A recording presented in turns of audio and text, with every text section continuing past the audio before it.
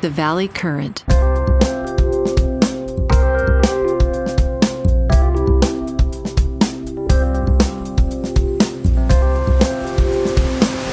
are you? Hey, Pat, what I love about you is you're always on time. No. I'm always early. Yeah, you're always early. Oh, yeah. You're always early, which is like being on time plus. Listen, I don't even go on about this, okay? But I broadly had a lot of respect for you. But when I found out about that RV, oh my God, it took it to a new level. Because we've got the Starlink on the roof and we've got solar panels on the roof, and we're trying to figure out how to create like a water filtration system. This is like Plan B plus, because the world could change. The world could change dramatically here. It could really change dramatically in many ways. So let's talk about what's about to happen. So I found out actually yesterday, but I got confirmation today that Elon Musk has officially affirmed artificial superintelligence will arrive either this year and for sure next year. And so if you think about what that means, for example, let's imagine that what is the very first AI retail product? Well, it was ChatGPT. Okay, so it went from a $1 billion valuation in 2018 to a $300 billion valuation recently. And that is legitimately the first retail product. Yeah, at least, yeah. Okay. At least 300 billion, yeah. Yeah, well, that was the April funding was 300 billion. That's right. What we know. And so this bow to the gods. Look at the speed with which they got to like 100 million. Utter bullshit. I mean, because they try to measure it against Google and all these other metrics. And that's not a fair compare, because when Google launched, we were in a CDMA network. No one had laptops. Right. No one had smartphones. Right. No one had the infrastructure wasn't even anywhere close to being in place. We didn't even have electricity that was working 7x24. It's unbelievable. So and all of a sudden, well, look at how fast ChatGPT. It's because everybody's got the shit. Right. We've got the hardware, okay? Which is exactly why everybody's going to get their face ripped off with full self-driving. Because the last I checked, there's a street outside your door. There's a stop sign. The entire infrastructure is already in place. And so that's why I have officially retired. I'm out of the money business. No shit's given here now. You're never getting out of the money business. It's over with. It's over with. So you're never getting out because you enjoy it too much. You know what I enjoy? I enjoy the email that I sent you today. Okay, what astounds me is this concept of the Overton window. For example, I can say, as I said in the attachment, here's the federal deficit. Here's the relationship between the S&P 500 and the federal deficit. Why does no adult male or female acknowledge that correlation is firm, it's set, and when the Congressional Budget Office tells me what the federal debt's going to be in 10 years, they're also telling me what the S&P 500's doing or is going to do. You could say we got the signal because it looks like his tax bill is going to be approved, right? Well, it doesn't even matter. Nobody even cares. His big By the way, bill. Yeah, look, all we know is a deluge of money is coming, and there's no way to stop it. It's just... I had this conversation yesterday with, it wasn't a conversation. I just ripped the guy's face off, and his wife also, who happened to be there. So I mentioned that 100% of every new car sold in the world is going to be electric by the third quarter of 2028. And you would just think I had was, and this, well, there's just no way, there's no way. And I said, well, give me your data. Where's your data? Right. And obviously they don't have any. Okay, so let's think about this. How long has this transition been going on? Well, most people don't know, but it's been going on we're in year 17.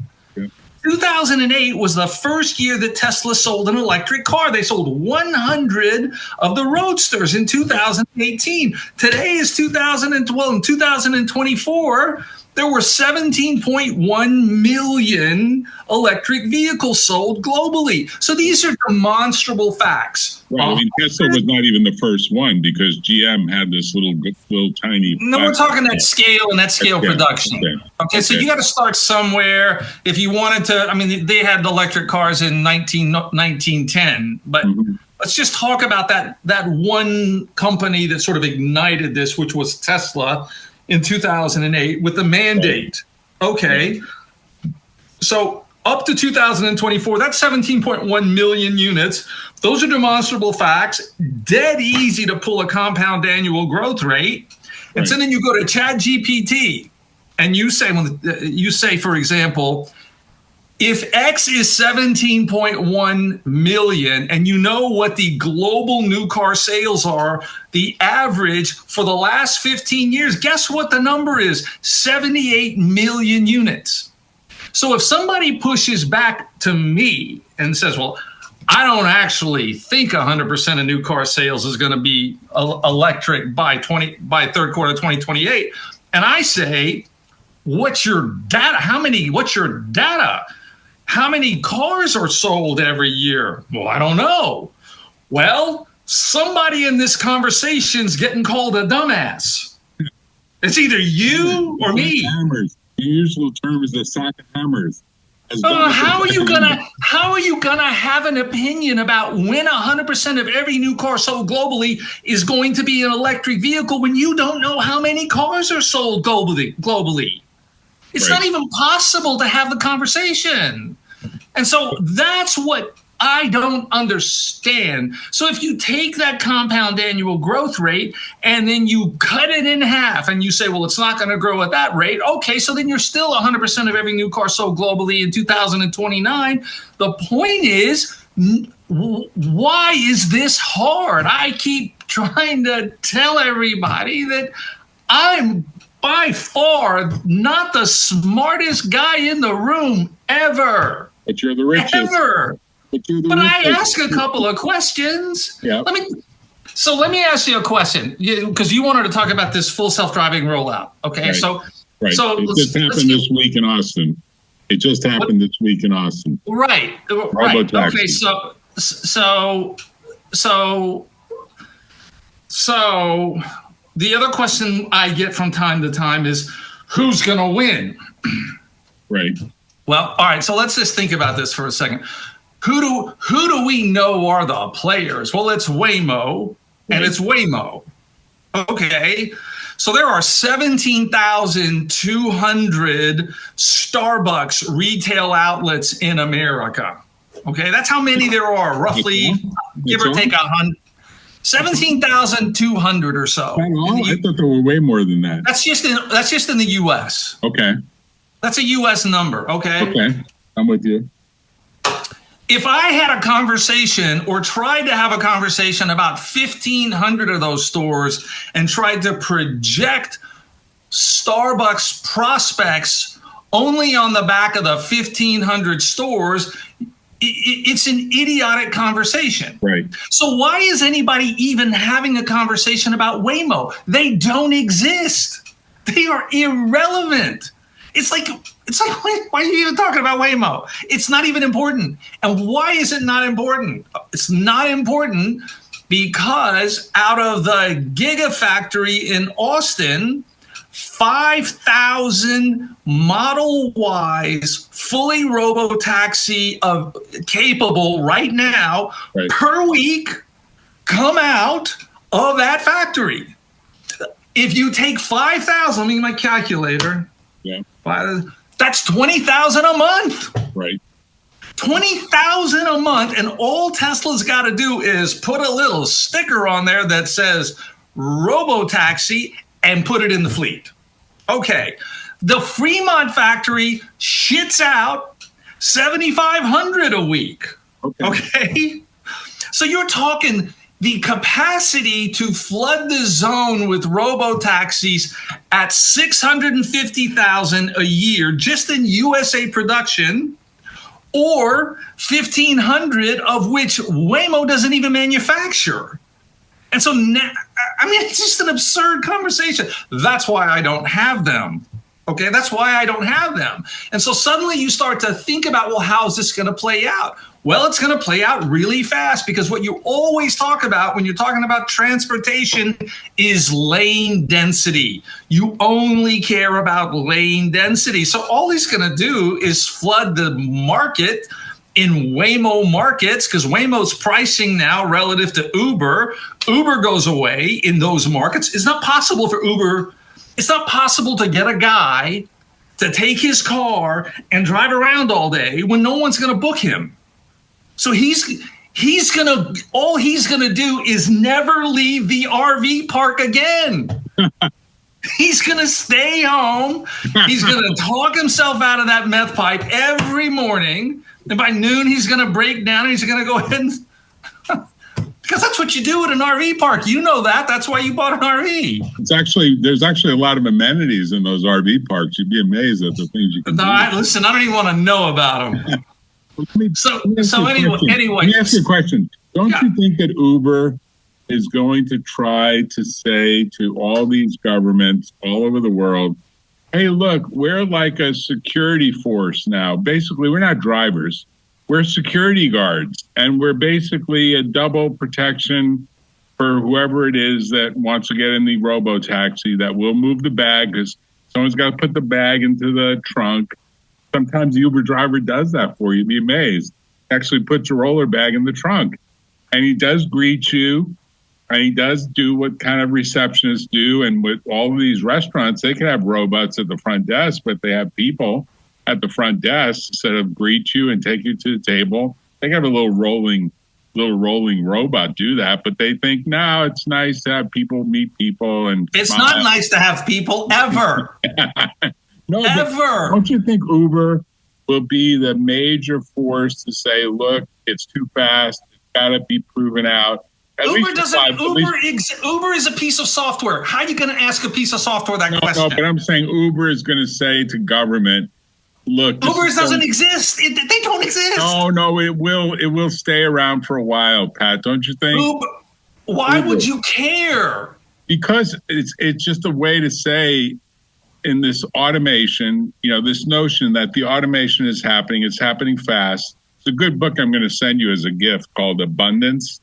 It's by these very left-wing guys, but they're basically saying the left-wingers are out to lunch. You talking about Diamandis? Yeah. No, not Diamandis. It's a different group. It's a really interesting book. I just finished it. It's the book that was co-written by Ezra Klein. Yeah, that's it. So if you were watching when you signed on, I was kind of looking sideways because I was trying to do my Ezra Klein imitation. Oh, okay. I missed that. Have you read it? Have you read it already? No, I haven't, but It's worth it. It's worth discussing, too, because he does make a point that we have so much government regulation, and it really is kind of a liberal thing, but it's also a Republican thing, too. And ultimately, it's like we have these inventions just flowing at high speed. It's amazing, the inventions on inventions on inventions on inventions.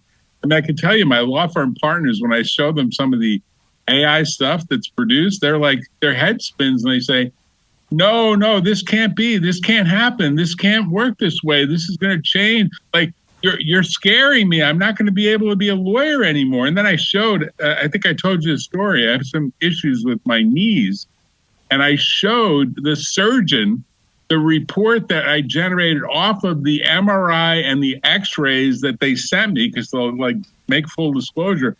The guy's head was spinning. He says, this is 99% correct. He was shocked. He said, no one's ever done this before. No one's ever showed me this before. No one here at this clinic has ever told me that I could even do this. He said, I want your prompt. I want to know exactly what you did. Tell me all the, I did a very detailed prompt about who every issue Right. that I have. It's very detailed. I mean, I spent some time writing it. And the report that came out was like 35 screenfuls. And the guy his head was spinning. I just wish I had a video of it. And, we're moving very, very fast here. And I just wonder what Uber... Well, how fast are we moving, Jack? Well, pretty fast. Pretty fast. No. That's not the question I asked. That's not, don't forget, like a good attorney, Yes. you always know the answer before you ask the question, right? So how fast are we moving, Jack? We're moving 10 times faster than probably... No. I'm going to tell you years. exactly how fast we're moving. Okay. I'm going to tell you exactly how fast we're moving. Okay. So if we can affirm that Moore's Law imagined compute power doubling every 20 months, 24 months, right? That's what we've learned. It's what we lived through. Right. Since actually 1946 when the ENIAC turned on. Okay. Right. And then in 1950, Alan Turing asked the seminal question, can machines think? That's what he asked. That's the paper that he wrote in 1950. Right. And so in June of 2017, the transformer architecture was developed by Google. The paper was released. Right. Attention is all you need. And so if you mark the end of Moore's Law from June 2017, then we can say that Moore's Law imagines a compound annual growth rate of 41.5%, because that's what a double every 2 years comes out to. Right. And so when Jensen Huang said in May at a presentation, Jensen said, and I quote, our machines, our power is growing at 1,000,000x every 10 years. Well, what does 1,000,000x every 10 years come out to? Well, it comes out to 300% compound annual growth rate. So we've gone from 41.5% to 300%, and that was from June of 2017 to May of 2025. That was the number that I used. I don't make shit up, okay?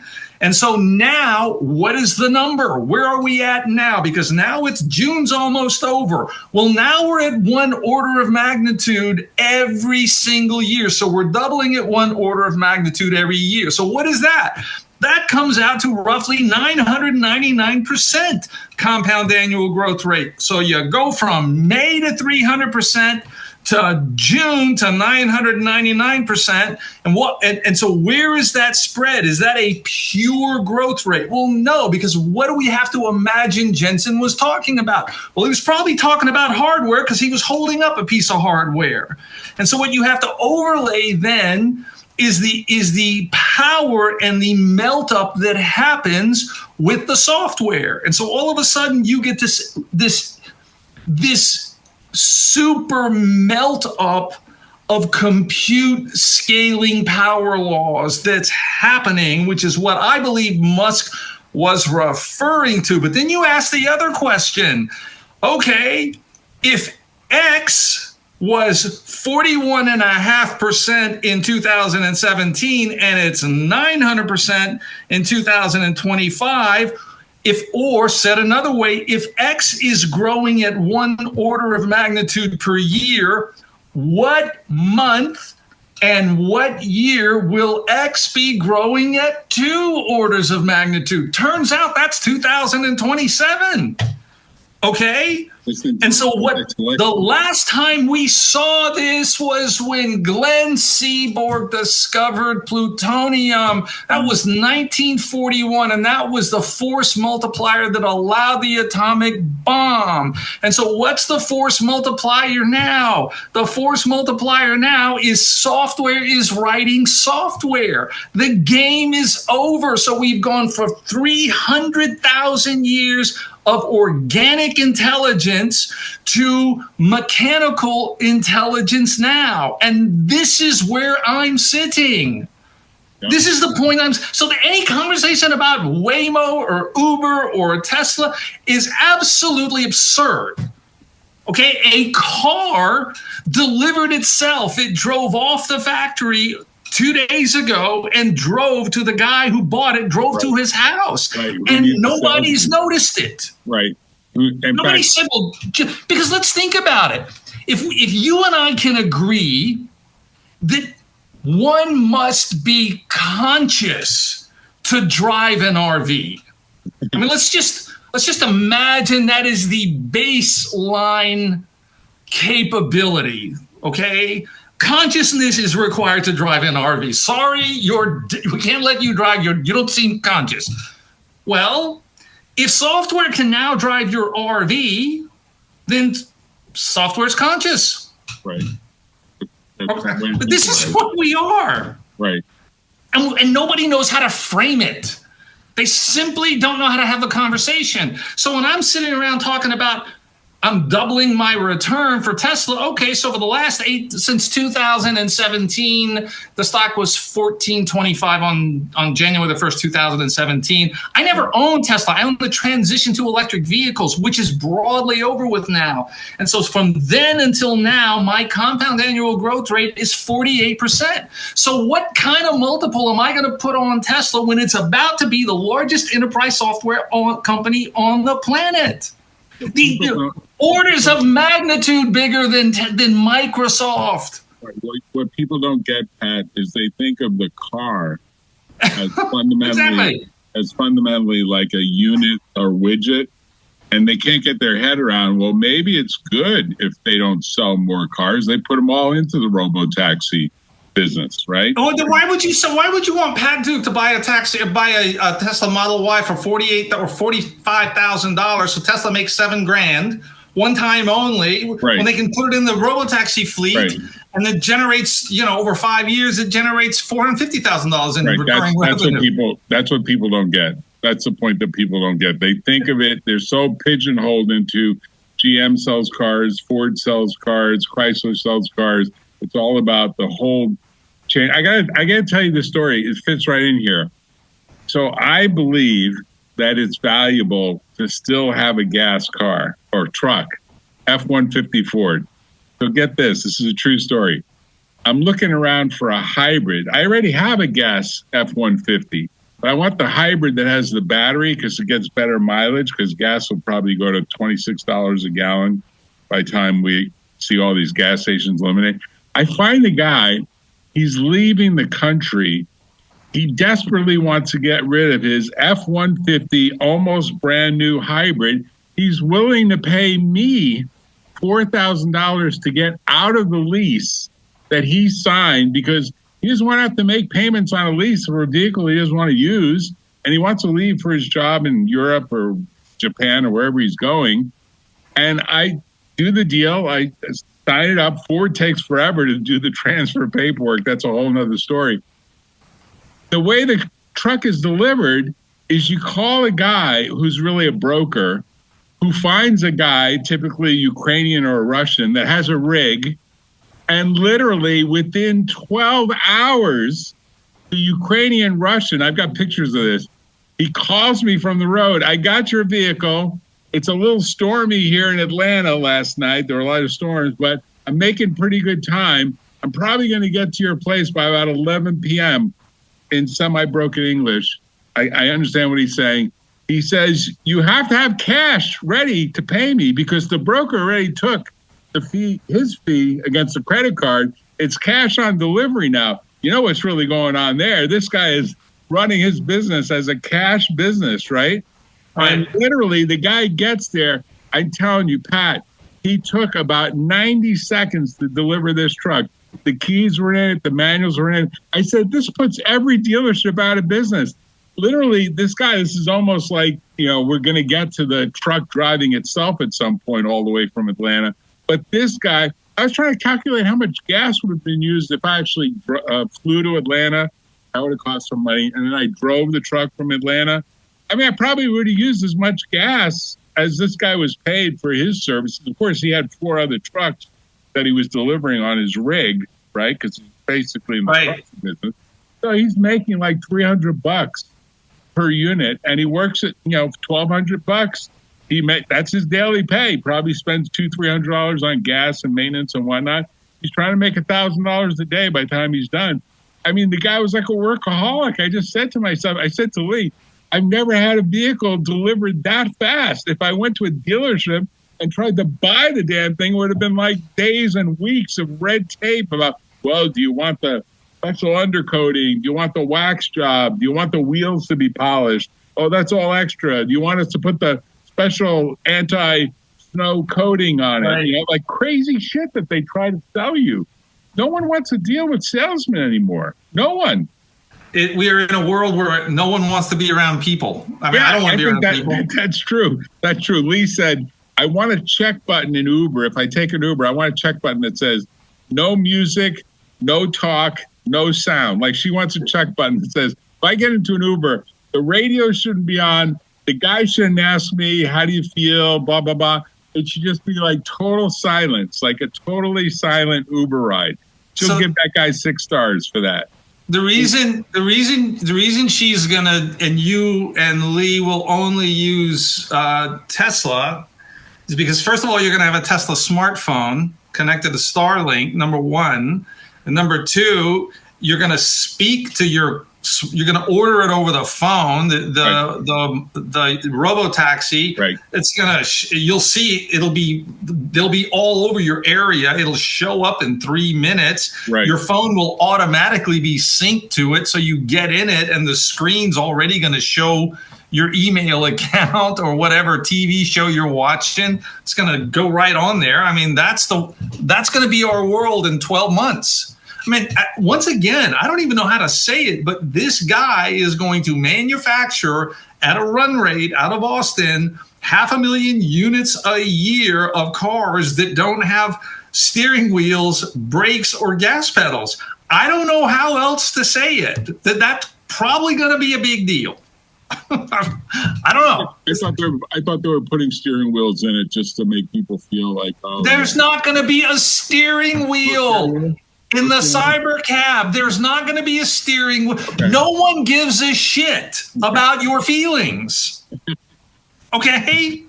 You want a car? No, but what I thought what some of them might do is put the robot, whatever they're calling that robot, behind the wheel of the RoboTaxi with some sort of fake moves on the steering wheel, and then sell the robot. What's the name of the robot? Guardian? Optimus.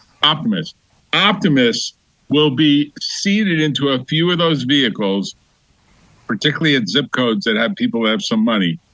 And Optimus will look like a real human being, and his or her, whatever it is, hands on. There's not even a back seat in these RoboTaxis. There isn't? There's no back seat. There's only 2 seats in the front. Okay. There are 2 seats. I thought there was like even a table. Right now they're using the Model Y. Model Y, right? That is a back seat. That's just a normal Model Y. Right. It comes off the production line. With the steering wheel. With the steering wheel. Right. It's exactly like every other Model Y. Right. But starting this time next year, they will be rolling out the official RoboTaxi that has gull wings. Right. It only has 2 front seats. There's no steering wheel, no brake pedal, no gas pedal. Okay. So do you agree? Do you agree if this works? No. It already works. Okay, when it works. It works now. Okay. When it at scale. Right. It provably works and massively. It probably works now. What are you talking about? Okay. Massively is densely delivered. So basically Uber's out of business. Lyft is out of business for sure. Uber's out of business next. Presumably, Waymo's out of business too. Just go. Waymo will probably explode higher. Will do really well. Yeah. Uber can also survive, but at some point they're going to have to purchase cars. Uber has to buy cars. Okay, they don't have any choice. Fortunately, the software already is commoditized. The software is fully commoditized. Okay, but stay on my thought.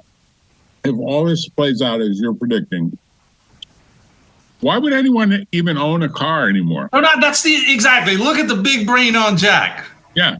Why would anyone do that? They're not going to. Right. You have to pay insurance. You have to do registration. You have to do check the tires. You have to check the air pressure. You have to drive. Yeah. Why would you do it? You wouldn't.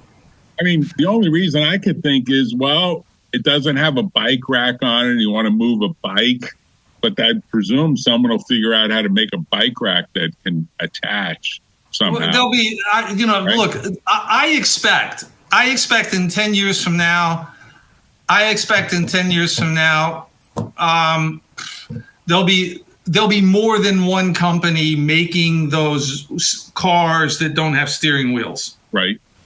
For sure. So, for example, I don't know if you know this, Amazon, which is Zoox. Yeah, Zoox, right. Okay, well, they've got the little buses, the RoboTaxi buses. Yeah, okay, well, they're right now at a 10,000 a year manufacturing run rate. They got a factory in Fremont, California, and in Hawthorne, California, building these things. So that's Amazon is rolling these things out. So what'll probably happen if you need a bike or you order a Zoox instead of Okay. So I just do not think the viability of a human driver exists. You can't make the case for it anymore. So I even think my community where I live now in 10 years will ban human drivers. I think that what's going to happen is this city here, the little community here is going to, New Hope, Pennsylvania, they're going to say, look, it's fine if you want to drive, but your insurance is attached to your car, and we're going to charge you X number of dollars a mile to drive. For example, think about this car that was delivered in Austin yet 2 days ago to a guy. Right. He purchased a Tesla. Right. Tesla delivered the car to this guy. The car drove itself. Who insured like 27 miles or something, right? Yeah, well, who insured the car? Because it's always a conversation about insurance. Right. It's never not so my guess is Tesla wrote the insurance for that car until the guy took delivery. Correct. When you get in a Waymo is taking responsibility for the actions and the accidents. Right. What's about to happen now in Tesla RoboTaxis, Tesla is taking responsibility, the insurance responsibility for the car. Right. And so what you're also talking about is a mass disruption in the personal auto insurance business. Look, I have a friend who lives in Dallas. His son is at the University of Texas, and he drives to Austin. And he buys his auto insurance from Tesla. Tesla sells auto insurance in several states. Yes, they do. So you can easily see a world where he notices that his insurance bill goes up when he's driving because he's not using full self-driving. Right. And so he gets a notice that says, if you use full self-driving on these stretches of freeway, your insurance rate per mile will be, instead of 68 cents a mile, it'll be 8 cents a mile. Right. So we're going to have a world where you get to opt in or out whether or not you want to pay more insurance just so you can impress your girlfriend or your boyfriend that you can drive. Watch me. That's what's going to happen. And all you have to do is look at the safety data. It's a safety data. So I keep telling everybody, what you want as a Tesla shareholder is the death count to explode. The more people that die in a RoboTaxi, the more money Pat Duke makes. Remember, Pat only cares about how much money Pat makes. Doesn't give a shit about anybody else's, okay? So when I'm watching the death count go through the roof, which it's going to do because vehicle miles traveled is about to go through the roof. One of the numbers that I happen to know is how many people actually die per 1 million vehicle miles traveled. So it's easily predicted. With regular human drivers, you mean? With regular human drivers. So So you have the accident rates for that, and so if I hear that someone dies in a Tesla RoboTaxi, that means Tesla drove 10 million vehicle miles, because that's the ratio. One death per 1 million vehicle mile traveled today. Okay, and so if the rate is if one person dies in a Tesla RoboTaxi, that means 9 people didn't die. Right.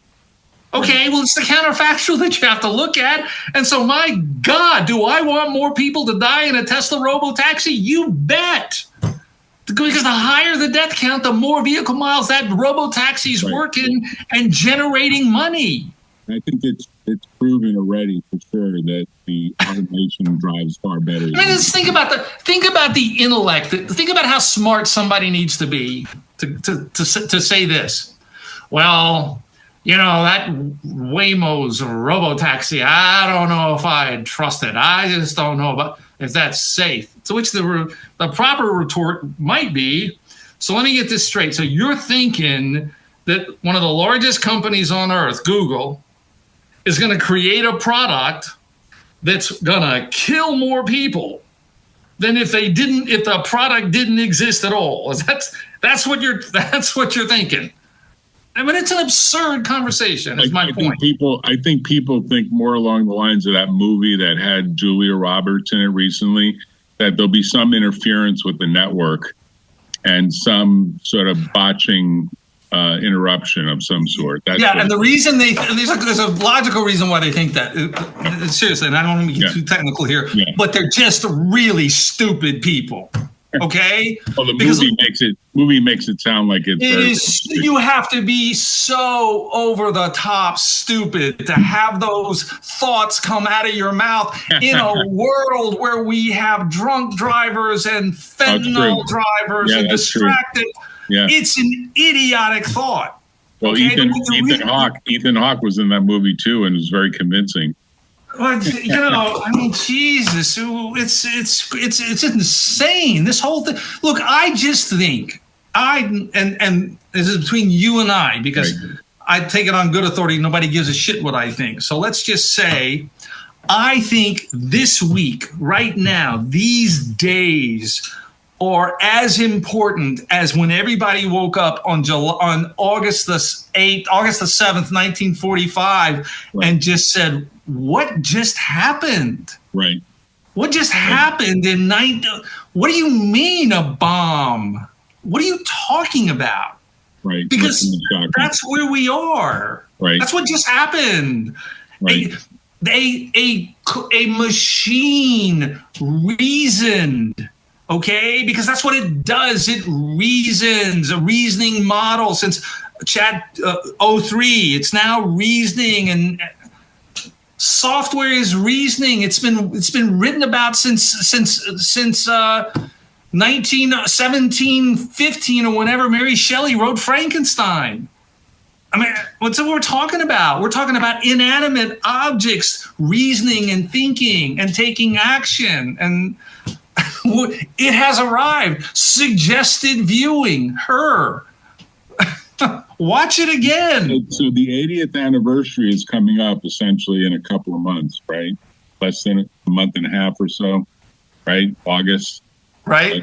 It's 80th anniversary. Right. And it looks to me like someone is going to say on that anniversary date that we ended up spending, and probably this is true, we will continue to spend a lot more of the global GDP on additional nuclear weapons as a result of everything that's playing out currently between Iran and Israel, right? That seems to be the counterintuitive but realistic assessment of what's playing out. Not even. I would completely agree with you. Right? It's like to me, it's gotten only far worse, and more nuclear stuff. I would argue it's gotten far better, not worse. Far better. The more nuclear weapons that exist on planet Earth, the safer we all are. You think so? Well, dude, just look at the numbers. Okay, just look at the numbers. If we wanted to save humanity, we would all pitch in and build an atomic bomb and give it to Iran. Stop that shit right away. Just give it to Iran and just expect that they won't use it. The whole thing stops. Yeah. Just stop. They're going to get it anyway. Well, I figure that Russia will probably sell them one in exchange for 1,000 drones or something, right? Well, it doesn't even matter. I mean, it's just an absurd. We're in an absurd world now. I mean, when you've got drones fighting drones, you've got hardware fighing hardware. What's the point of all that? There is no point. These are wars about slaughtering innocent people. Okay, and the higher the death count, the more money everybody makes. So what are you predicting these days for what the actual outcome will be for Tesla? Let's say by the time the next president, whoever that might be, actually gets into office. Elon Musk is the current president, number one. Let's start there. And I keep trying to. I don't understand why people look. We are entering one of the largest deflationary cycles in the history of capitalism. The amount of deflation that is coming at us is bigger than anything anyone has ever even begun to imagine. And that means massive amounts of federal debt is because capitalism can't work within a deflationary world. You have to have inflation. You have to have inflation. And if Jack Russo tells me that no one's going to own a car because the cost to drive 1 mile is dropping like a stone, just like the cost, and the proper analog is not car industry or anything like that. The proper analog is WhatsApp. When all of a sudden the price to make an international phone call went to zero, guess what everybody did? They made international phone calls. Right. So it's WhatsApp. So you have all of these convergent models that are that are just unbelievably deflationary. Look at the price of gasoline; it's dropping like a stone. I mean, 60% of every, and all you have to do is you say, okay, so what is the amount of electricity? What percentage of electricity by source does California generate from wind and solar right now? Well, it's 30%. The last thing anybody needs is natural gas. How about Texas? Wind and solar, 30%, up from zero in 2008. Right. So you've got these unbelievable tectonic shifts that are happening, which is why Jeff Bezos let's rent Venice. They've all run out of shit to buy. You've run out of shit to buy. Jesus, you got a Ford F-150. You got a it's because you've run out of shit to buy. So let me ask you, Tesla closed on Friday at 323, down 1.43%. What are you predicting for, let's say, the time of the election, which I guess would be November? No, I'm sticking with my $1,000 to $1,500 price target by year end this year. By year end? This year. 15, and then where do you go with that, say, by look, 2028? All right, so what's the stock right now? What's the stock right now? 323.79. 323. All right, so 323. All right, so in November of 2033, that's 8.6 years from now. Okay, I expect the stock to be $8,075 a share, but that only reflects Tesla as a hardware company. That's our lived experience from 2014. This is shit I'm not making up. Take the price of the stock today, divided by $14.25 which it was on January the 1st, 2017. Right. You get 24x. Okay, we'll take the price of the stock, multiply times 24. That's $8,000 a share. 8.6 years forward, but I don't think that's the number. The number is going to be more like $16,000 a share because I got to put a multiple on the fact that it's about to be the largest enterprise software company on the planet. So what kind of multiple am I going to put on that? Because the whole world still doesn't believe that the entire transition to electric vehicles is over.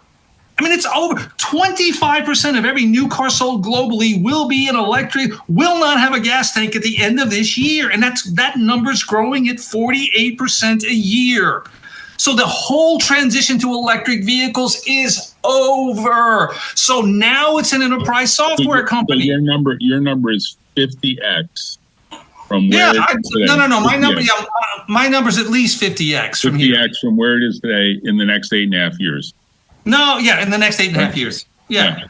Because you're just using 8.5 because of 2017 forward, right? Well, I have to look. I don't get to tell people what I really think because nobody cares, and I know that, and it doesn't even matter. The point is, it doesn't matter. But when I'm having a conversation with a couple of our clients at Hilti Wealth Management, right, sometimes they'll say, well, what do you think? They'll ask that, what do you think is going to happen? Right. And I'll say, well, your lived experience is 24x. That's why you're rich. Right. Okay. That's your lived experience. And then I asked them, do you think that can happen again? And their answer is, well, I sure hope so. Right. To which I say, that ain't the question I asked. Right.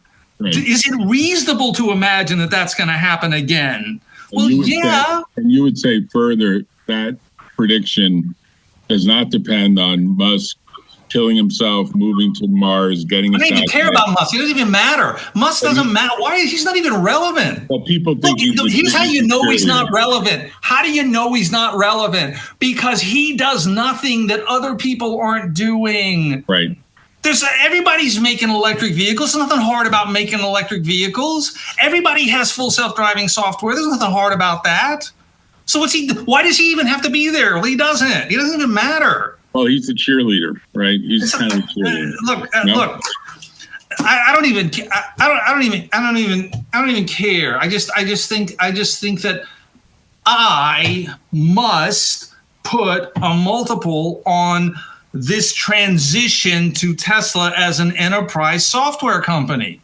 What do I do? Because I don't. It's not a shitty EV maker anymore. Right. Okay.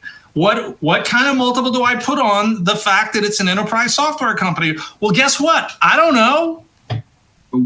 Why do you think Cathie Wood sold some of her shares in ARK? Because she's got caps on her portfolio. She can only have 10% of once. Oh, is that right? I didn't know that. She doesn't. Yeah. She can't be all in. No, she 10% of anything. She can't have a holding over 10%. Where did that just get set in the documents, or that was her? When her ETF was founded, so no one holding can be over 10%. Oh, okay. And so whenever a Tesla, whatever, or the rest of the portfolio, she has to constantly adjust. Okay. Look, I'll tell you, people ask me all the time about how to think about it. And all you got to do is pull up a chart on Yahoo Finance and pull up a 200-day moving average, moving average. I mean, it's just a smooth curve. You would also say NVIDIA doesn't match that outcome, probably, that Tesla beats NVIDIA. I don't think about it that way. I think the story for NVIDIA has not even begun yet, okay? I think that story has just started. Because remember, capitalism doesn't work, okay? Right. Capitalism is an idea that we are meant to believe so folks can the vested interest can rape and pillage us, okay? So you literally have to be beyond idiotic to think capitalism is a working system, okay? It's really we just have a form of feudalism. We're back to feudalism, aren't we? Of course we are, with the lords and the barons who knew all happen to be white, okay? So it's the same trade. You would put Palantir into that bucket as well, right? Because I think criminality as a platform. I think criminality. So I think it's legitimate. Right. I mean, look, you can ask anybody. Here's a legitimate question: Why is the fact that Donald Trump took a $400 million bribe from Qatar, why is that not discussed? Why does that not come up? Okay. Why is the fact that it's very likely that the president of the United States is being blackmailed by the techno conoscenti out of Silicon Valley because they've got pictures of the president as a pedophile? They've literally got proof of it. Because he does sue people often, and it's surprising they didn't sue Musk. It's not surprising at all. He killed Epstein, so it's not surprising. Wow. Why would you be Why would anybody be surprised that Trump didn't push back? Because Trump knows he's got the photos. Well, everybody knows it. Probably Putin has them too, right? Of course he does. So why is that not being discussed? Let's end with this, because I want to do this prediction. I want to mark a calendar. So you're saying number one in your portfolio for sure is Tesla. Maybe number two is NVIDIA. Maybe number 3 is Palantir. Let me tell you what I own. Let me tell you what I own. Yeah. I own NVIDIA. I own some Palantir. I own some NVIDIA, and I own Amazon. That's it. That's it. That's it. I don't own anything else. Let me tell you what I plan on owning. Okay, this is really important. Okay. Nothing. Don't give a shit. Wait, do you have a gas car? Do you have an actual car? We don't even have a car. Patricia's got a company car. Okay. I don't have a car. You have a Ford, right? What do you have? I used to have a Ford pickup truck, but I gave it away in 2000, and I haven't had a car since 2008. What does Patricia get as a company car? Volvo? She gets a Chevy. She gets a Chevrolet something. Oh, SUV. She gets SUV, right? Yeah. Cool. She's gonna stay with gas, right, or a company? No, she's not gonna. No, she doesn't go anywhere like you. You don't go anywhere. I know you don't go anywhere. You got an RV and you just got a Ford F-150. You don't go anywhere. I do spend more time on a bicycle than anything else, to be honest. Of course you do. I do spend more time on a bicycle. So you don't go to 7. You don't go to Magnificent 7, the new Magnificent 7. You're like 4. You're basically. Why would I care? I mean, because they're all the same. They're all doing the same. Yeah. They're all monopolies. They all do the same thing. They have no technology moat. That's not possible. It doesn't even matter. So yeah, I just own those 4, and I only write about Tesla because I don't give a shit about anything else. Why would I? Well, Tesla's the more interesting case because they are going through what you might call a major transition into enterprise software, where they've been. It is the biggest story. It is by far the biggest story you and I will ever experience in our lifetime, because a machine is driving a car. Right. Okay. Right. He's got a factory in California that's building 50,000 semi-trucks a year. That's the current run rate. Humans will not be driving those things. And what it does say, in retrospect, all due respect to Tim Cook, CEO of Apple, is Apple could have bought Tesla for $700 million and been in control of a company that would have had just Apple screens all over the place in these self-driving cars, because these self-driving cars become like entertainment vehicles. They're going to have screens all over them, right? Probably, I guess. Well, you're just going to have $700 million. They could have paid cash. They could have sent a check. Tim Cook could have just signed the check and he would have owned Tesla, and he decided not to do that deal. It looks now like he's got to buy an AI company. I mean, Tesla basically is an AI company. He's going to buy an AI company probably for like $50 billion. I mean, no one criticizes him, but he's a very conservative guy. He had an opportunity to have Apple own a car company that probably will be worth what? $25 trillion when all is said and done? Well, let's it's going to be worth a lot more than Apple. It's going to be worth a lot more than Apple. Let's just talk about Pat. Can we just talk about Pat for a second? Yeah. Okay, let's talk about Pat, because this is the crux of the problem. Right. Okay, people can't get their head around compounding. Yep. That's so true. if I told you in the last 8.6 years, Tesla is up 24x, then $100,000 8.6 years ago is now 2.4 million. Right. Okay. Right. Well, if I tell you that's going to happen again, okay, then in the next 8 years, how much is that? Well, that's 60 million. Well, what is 60 million? That's at the current run rate. It's 1.5 Citation G500, Gulfstream G500s. Okay. It's so if you see my point? The self-driving G500s. Self-driving jets. So if I'm right, if I'm correct, instead of a 24x, it's 50x, then that's $115 million in 8.6 years. Pretty amazing. Why would I want to have a conversation about stocks or this? Or I don't care. Oh, I want to have a conversation for a second about Tim Cook.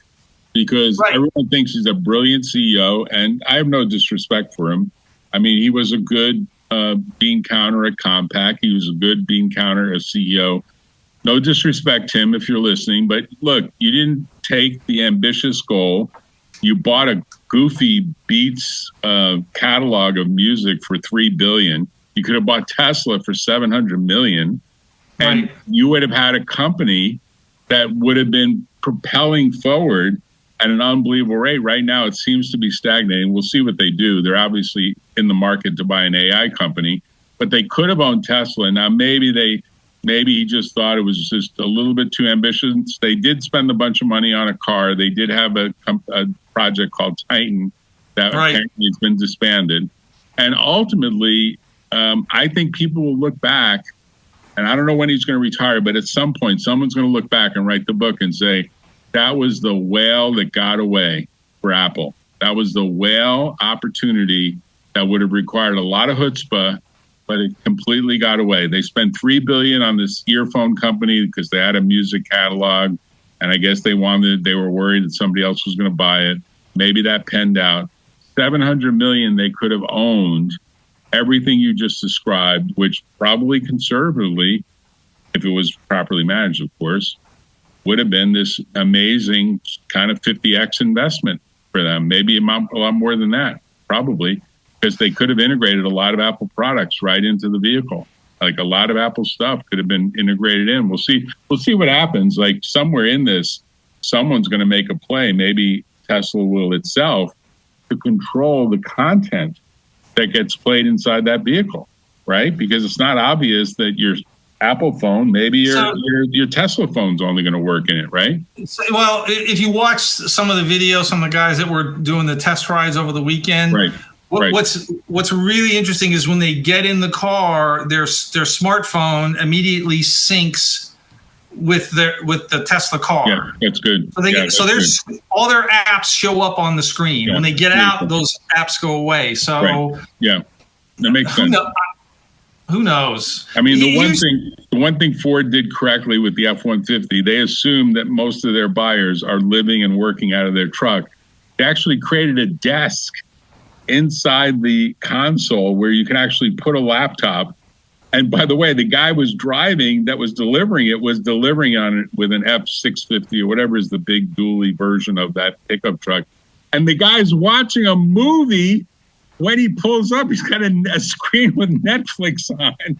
He's driving, whatever it is, 700 miles, and he's watching a movie on Netflix. Of course, it's the Russian movie that he's getting. And so you wonder why human driving is so dangerous.